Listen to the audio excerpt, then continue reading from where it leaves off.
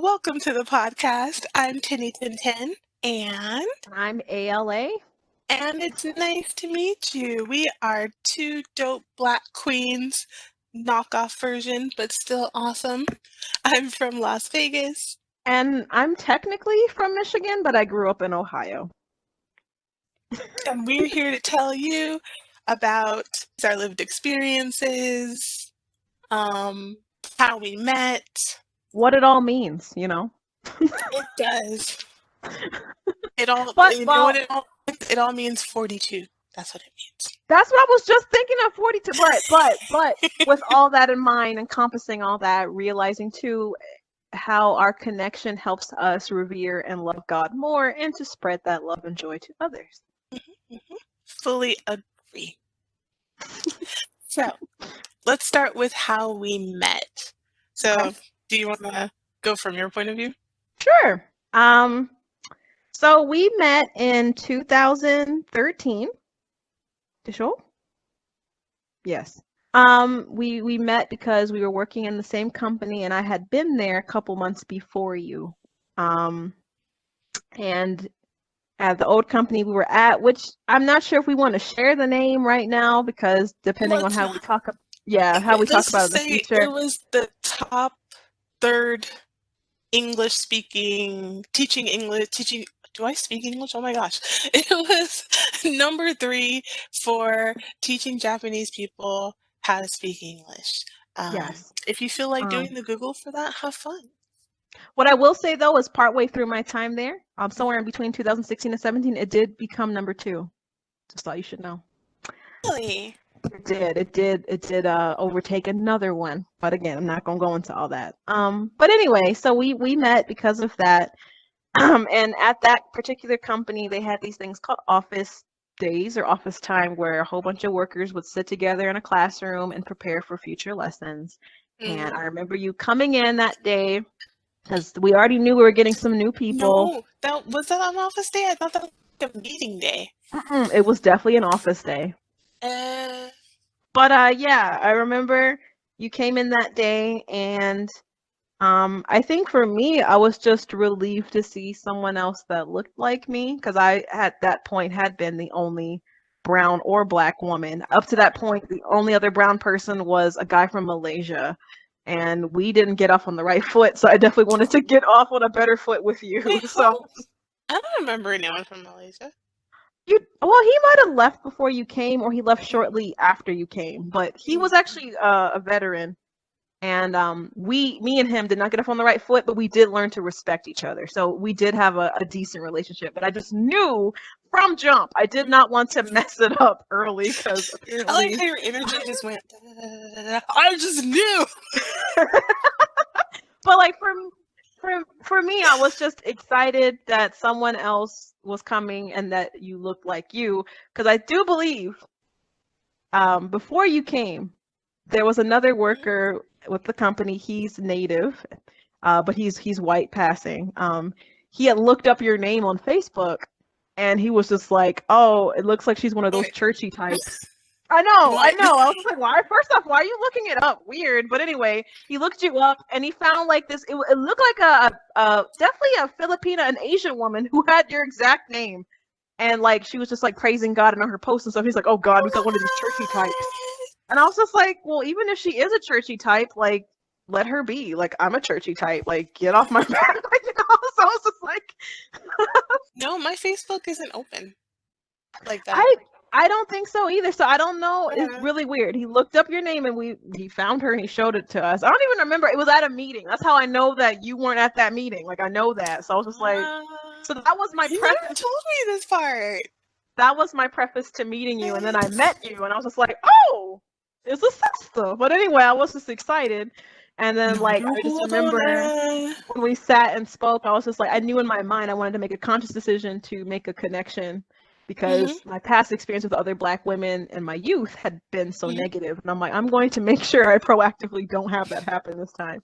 So that was when I met you. I don't remember all that we talked about. I just remember saying, hey, if you need anything, let me know. I'll promise I'll be there for you. I remember I kept saying that. And I wanted to make true on that word. So that was how we met from my perspective. I don't know how you've seen it. I would love to hear what you think, but that is how I seen it. Mm, so like when I got to Japan, it was Mm. June, Mm. 2 weeks of training before that.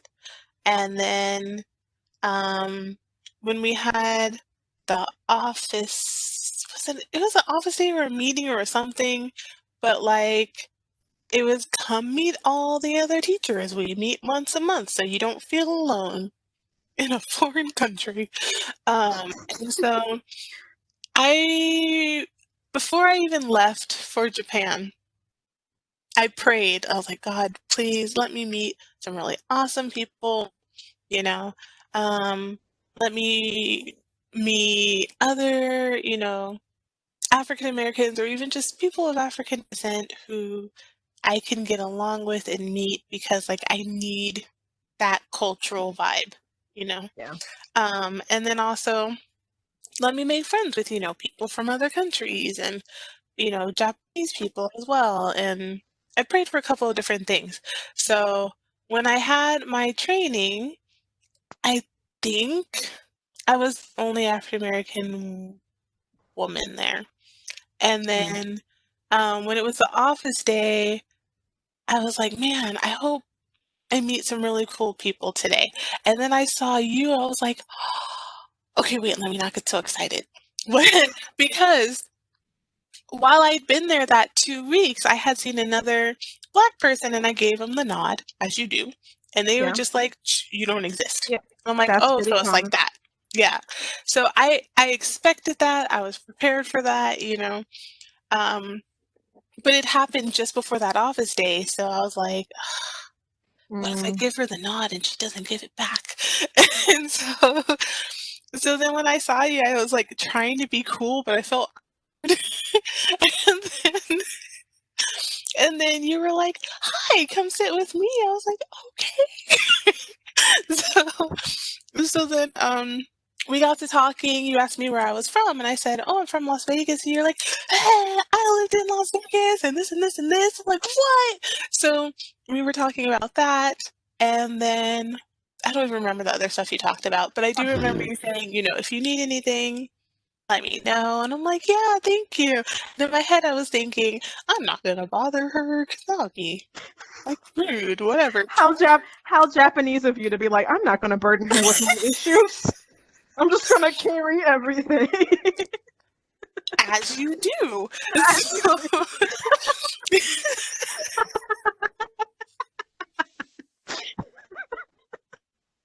look, I'm a Scorpio, okay, and living in Japan didn't help that.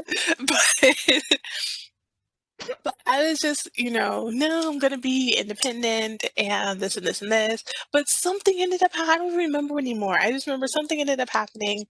And I was like, Mm. Anna, I have some questions. And you're like, yeah, whatever. Like, let me drop what I'm doing to help you. And I felt so bad. And you just kept telling me, no, no, no, it's fine, it's fine, it's fine.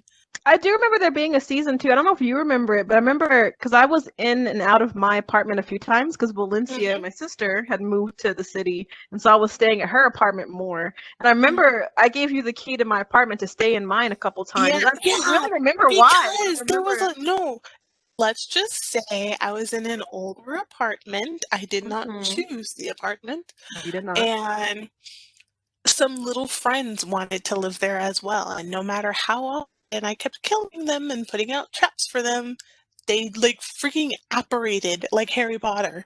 Um, Mm. and I like it stressed me out because I was sleeping on a futon Yeah. and I was just paranoid about them ending up in my ear or in my nose or in my mouth. Yeah. Okay. And like it Okay. just it stressed me out so much. So I think I set off a bug bomb, and that's why you said Ah. Okay. for Okay. you Okay. to Okay. stay at my place. And I'm like, okay. I remember that. Okay, thank you. Yeah, I feel like you have to set it back up for me because I do remember that was going on for you. But I've endured, a bed bug. We've done bed bugs before, so I Oh understood no. what that torment No, they was. So I was weren't just bed like, I bugs get though. it. They were like these little wormy silverfish Yeah, type yeah, yeah. dudes. And I they, guess in some sense I empathize. I guess because when we before we left Ohio, we had a bed bug issue, and it like completely changed my outlook on how apartment complexes work and stuff. So when you were going through that, I think I kept thinking about like I wish people helped us. Like people thought we brought it, you know?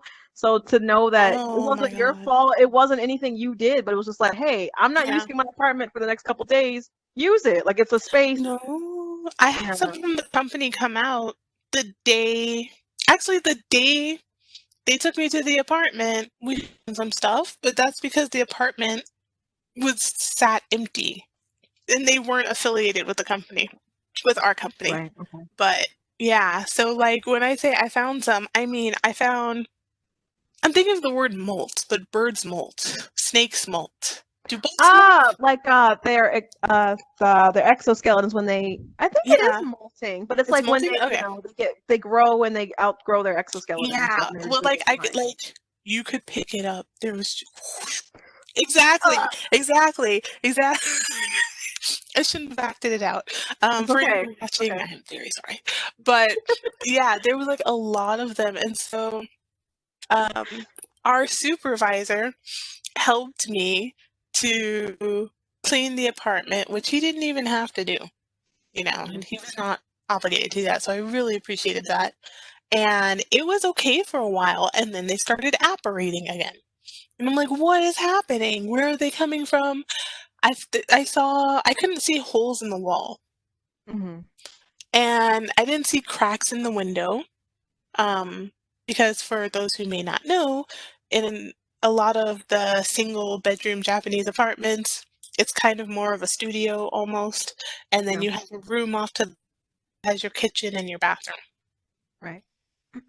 In the bedroom, living, dining room part of it, there's a sliding glass window out to your balcony so you can do your laundry.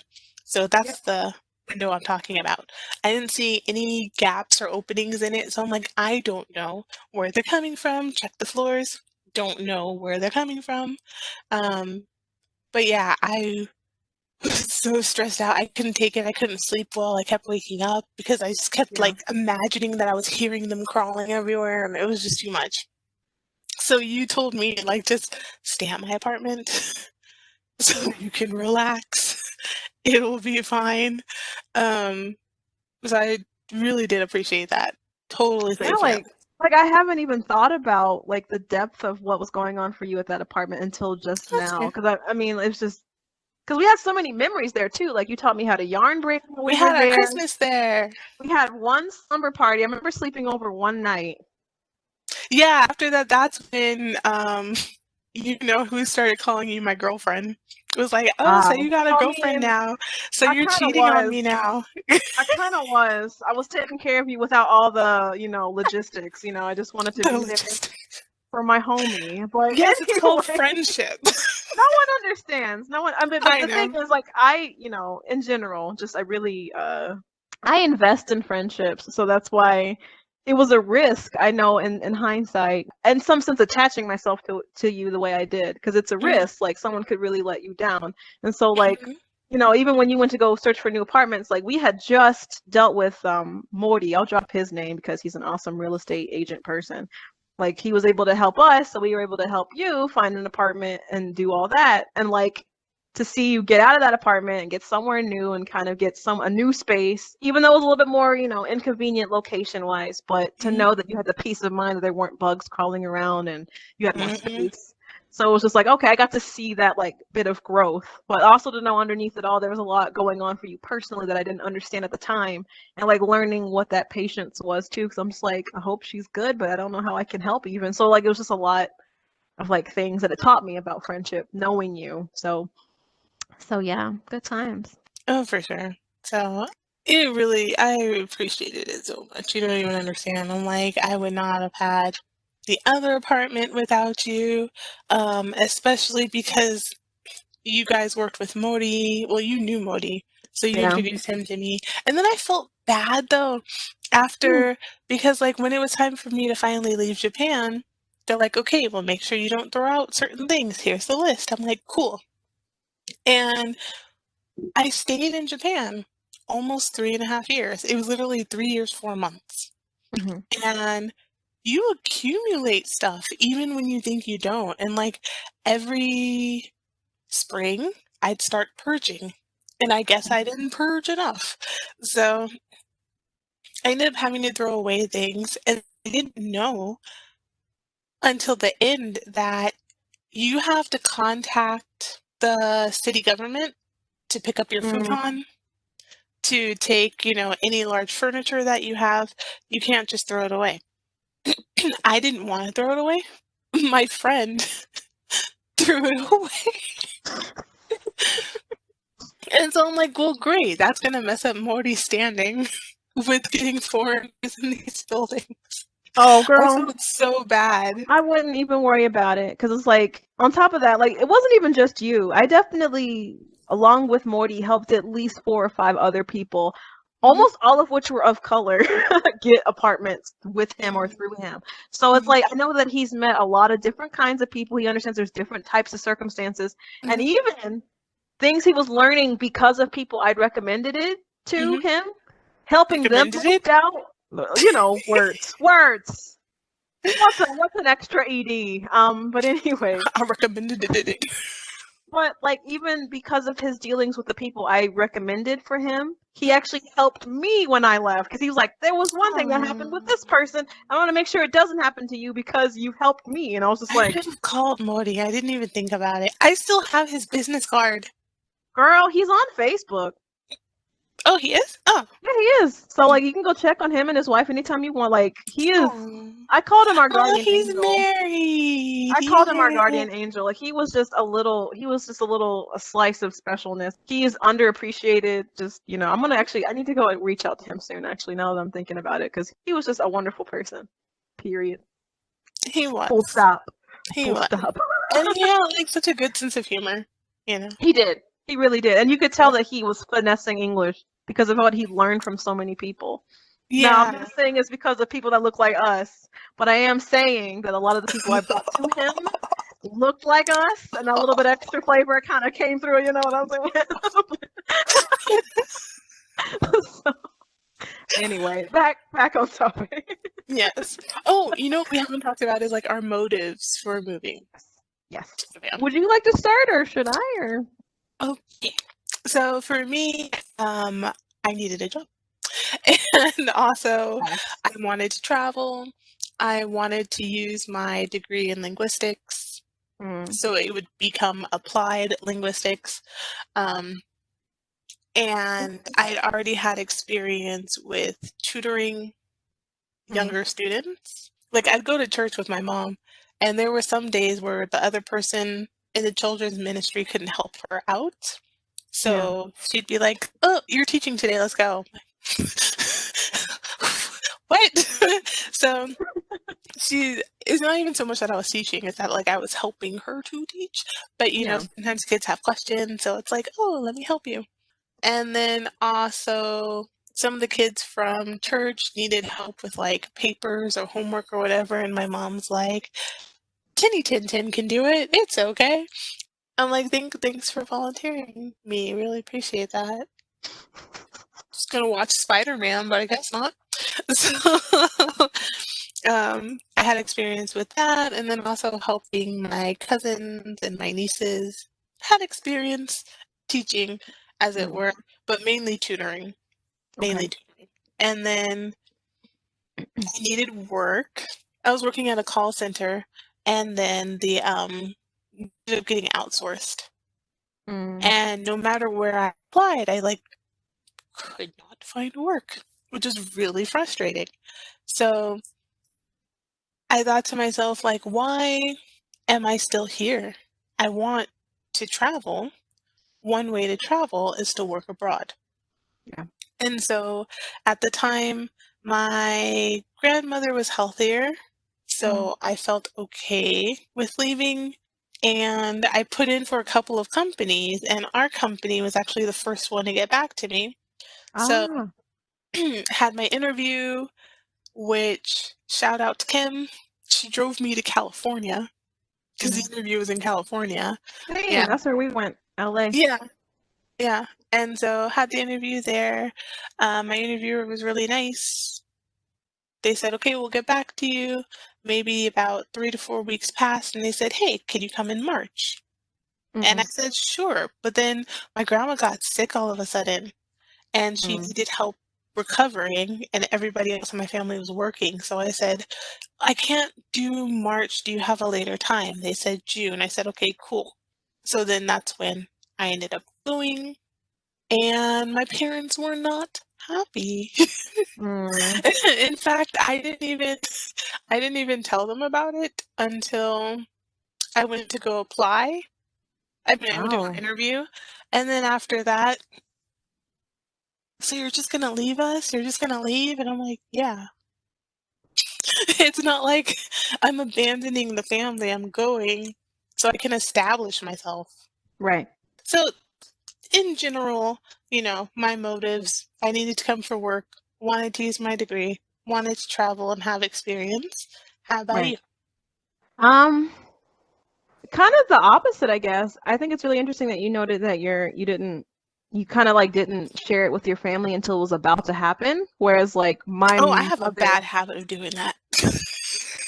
my mother really tried to gear us to get ready to go travel because that was Mhm. something she always wanted to do. And since we weren't going to go join the military and we weren't going to be nurses, she was just like, well, let's do it this way. Now, we have conflicting stories because my mother swears up and down that my sister and I wanted to go to Japan or China ever since we were little. I don't have any recollection of this, but Recollection. that words, but I try to take her word for it. Yeah. What I will say is that as I was growing up, when I made my very first Japanese friend, started learning more about what anime was and Japanese culture, I started to learn more about it. So it was really weird that my life was kind of gearing me towards Japan in Mhm. some way. And like because growing up I didn't feel like I fit in where I was, and we Mhm. usually we were around Taiwanese and Chinese kids, but it still wasn't the right fit somehow. Japan sort of slowly started to become more clear to me. Yeah. Around the time I was 16, I started to have the dream of becoming a mangaka or graphic novelist. And so I Mhm. was just, well, I go to Japan. Yo, I can do this, sort of thing. So I just kind of hyped myself up for this dream of being a manga artist in Japan, not knowing Mhm. how or what it looked like, but just hoping. And so I kind of kept that ideal. I want to be a graphic novelist. And so when I studied in college, I focused on art studies. I wanted to make sure if I made art, it was accessible to people like graphic novels were. Mhm. And so eventually, we transferred to the University of Vermont. Mhm. When we left Ohio because of the bed bugs and just bad blood in Ohio, we eventually left. And we went to Vermont for the rest of our schooling. And when I say our, I mean me and my sister, because we both transferred to the University of Vermont. Mhm. She was an English major. Mhm. I continued with my art stuff. I was a studio art major, art history minor. So my sister was gearing to teach English. Like she even got a certificate. Like she was just like, this is what I'm going to do when I go to Japan because she had done an internship. She had loved it Yeah, in she got her Japan. TESOL. Yeah, so like she had already taught in Japan. She wanted to get back as soon as possible. She'd been to Hong Kong with an orchestra. Like she was like, I'm doing this. And to some extent, for me as her younger sister watching her, I'm like, I want to do it too, but I didn't necessarily know how it fit because I didn't want to teach necessarily, Yeah. but it seemed like that was the only option really. So finished school in May of 2012. And then our mom, who had moved out of Vermont to go to Nevada, came back, scooped us up around June of that year and moved us all to Nevada, where we waited out the rest of our time in the US before we moved to Japan. And so in Nevada, it was the struggle of what job are we going to pursue? How do we get the money to go travel? And how are we doing this? And I'm very fortunate because for some reason, University of Vermont was a hotbed of I think otaku and anime loving Japanese culture loving kids who were all being geared to go towards the company we ended up at. Like, so I had an old friend, like at the time I thought was kind of Oh. cute. So when he reached out to me and Yeah, I said, know "Hey, who you're talking I'm about. like I'm working for," do you? I don't know if you met him though. No, you told me. Mhm. Okay. Anyway, he opened up the door and said, "Hey, I'm working with this company. I'm up here." I think he was in Almorty at the time, and he was like, "This is where I'm at. It's a pretty decent company. So if you and your sister are still looking for work, I totally recommend it." So I was like, "Well, consider it."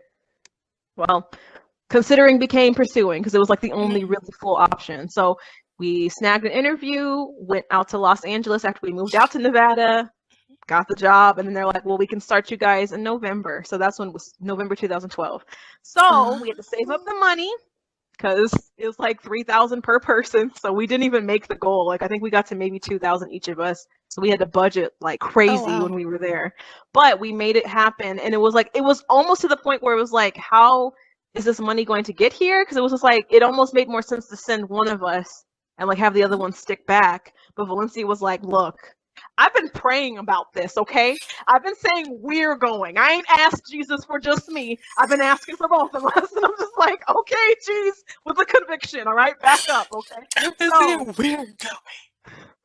so her prayers carried it over. So we ended up getting on the Praise God. plane, got over there, and Yeah. started working. And of Yeah. course, you know, I didn't become a graphic novelist while I was there. However, when I did get into my groove with work, I did get to incorporate my artisticness. I got to incorporate my creativity. It came out in my worksheets and my games and all that. My students Mm-hmm. got the full blast of me. I just couldn't do what I really wanted to do, which was be a graphic novelist. So that was my motivation for going, if I had to put it in my own words, if that makes sense. So, yeah. No, it does. It does. Okay. I mean, I do feel like thanks to that job, I ended up learning I actually have creativity. So, artistic creativity, because when I was younger, I used to write poetry and then Mm. I stopped Why? because both my grandparents died the same year. So, Okay, yeah, yeah. Thought you need to just to be process point that. blank with Okay. that, yeah, my grandparents and a family friend passed that same year, and then my great grandmother passed the year after. So, God rest them. Um, Dang. but this was like 2000. So from 2000 onward, my creativity was just kind of like highs and lows Yeah. when it came to writing. Um, but I never thought I could draw. And I don't know about for you, but like some of the stuff I had to do for a company, I made worksheets. Mm. I had to do editing. I had to, make tests, Mm. practice tests. I had to do voice acting. I had to do sound editing. The Um, voice acting I got to do a lot of. They were yeah, like, we like how you sound. You don't have an accent. We need you in here. I yeah, was just like, yeah, I brought cream puffs. Like, you I was know. So you have to do different things for the company, and then sometimes for the worksheets, like how can I say, some of the worksheets that we had for the company, I'm like, this is nice, but like it's not that interesting to look at. And yeah. that's not a diss to the company. It's that I remember being a kid, Mm. and if there wasn't bright colors, if there wasn't easily legible font, um, if there weren't like a diverse set of characters, I was bored Yeah. with my worksheets. And so I would just do them quickly so I can get over with. And I realized that that's not the point of homework Right. or of schoolwork. But when I had diverse characters and I had bright colors and I had, um, the nice font and everything, it made me want to focus more on my work. Right. And I remember calling my mom and telling her about that and saying, Mom, I really want to change these worksheets and show them to the company and see if they'll let me use them. But, like, how do I go about doing that? So my mom would give me advice. And honestly, I could not have done as well as I hope I did at the company, if not for my mother. Oh. And, because she's been teaching, gosh, I think she made 50 years before Mm. grandma passed away. Um, a different grandma. So, yeah, my mom might have taught 50 years about. I could be wrong. Hopefully, I'm not wrong. But Right. it was more than 45. That is for sure. So, Dang. I would tell her about, my classes and my students and saying, I think I can do this with this student, but I can't think of other backup plans. Yeah. And so she would, work through that with me. So I would change the worksheets. And then after Mm. talking to you, you're like, what if you use this color? What if you match this one with this one? You know? And how about using this clip art and all this other stuff, so that slowly but surely that happened. And then also Beth, Mm. like, I have two friends named Beth. Technically three, my bestie from childhood, but the best that I met in Japan. One is British, one is from the US. The British one, she and I worked in the same office, and she too did art. I think you guys talked about art sometimes. Just a And little bit. I definitely yeah. didn't get a chance to get to know her as much as I would have wanted to. Oh, okay. Yeah. But like with Beth, we would talk about colors and talk about the Dang, colors. girl. Talk about I got into it like hand movements. Um, talk about our worksheets and make plans. And eventually, we got to redo the curriculum. So Beth was mainly focused on. I think at the time, and she can correct me. She was mainly focused on testing and writing, like the sound editing part before Mm, the rest of us got pulled in. And I was more focused on curriculum because I mhm. redid everything, Right. everything. I'm like, Everything. we Everything. need more colors, we need extra activities, Mm, like I made a Jonkin game, which I showed you about before, which is rock, paper, scissors, right? yeah. So Important to note that. it was rock, paper, scissors. So the kids would go and they're like, John, Ken, boy, I go to show. I go to show. I go to show. Right? So they would keep doing rock, paper, scissors until whoever won officially won.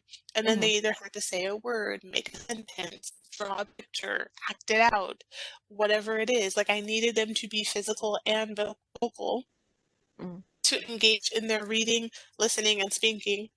mm, Spink, spink, speaking. What was that? And I feel like that was useful, but like again, thanks to my mother, thanks to you, thanks to Beth, I had that opportunity for growth. I don't think right. that's where I was starting this little soliloquy, but that's where we're gonna finish it. But I actually think there's a moment to rewind there too, because like though we met in the same unit of Mhm, the company, we both branched out into different parts of the company. mhm. And so like when you talk about, because you did web lessons, so all I your did web teaching was lessons. strictly online, whereas Yeah, I moved to like actual public school teaching and yeah, assisting teaching, where like the stuff you're dealing with was getting kids to engage with something on a screen, whereas I'm getting kids to just use the exactly. language and communicate. And like when you got to use colors and fun stuff like that, I had to do as much as I could in black and white. Like there was so little room for me to like do anything besides games and stuff got kind of colorful. Mhm. But like within my time there, using the worksheets to engage the students, starting newsletters to engage the students, I actually did like a comic book version of like my life to help students engage with like things I was doing so that they would stop thinking of me as just I the made a ALT. comic book too, but not for the Yeah. same reason. Oh, see, I just wanted, I was kind of getting over the idea of this, like, hey, it's Sensei over here, and she's just here at school. I wanted to, like, start making them think, hey, she has a life, and she has a narrative, and she is a person. That's what I really wanted my students to understand.